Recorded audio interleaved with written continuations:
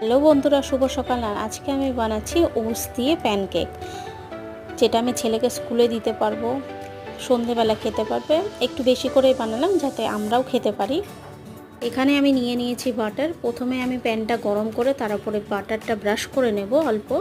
তারপরে আমি ওটসটাকে হালকা হালকা করে চামচে করে অল্প অল্প করে দেব।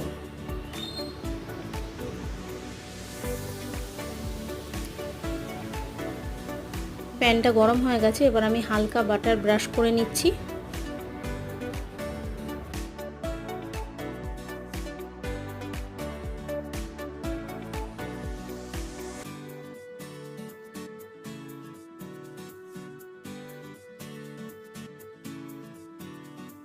আমি ওটসটাকে ছোট ছোট পাতলা পাতলা করে এই হাতাটা দিয়ে এখানে আমি তিনটে দিচ্ছি।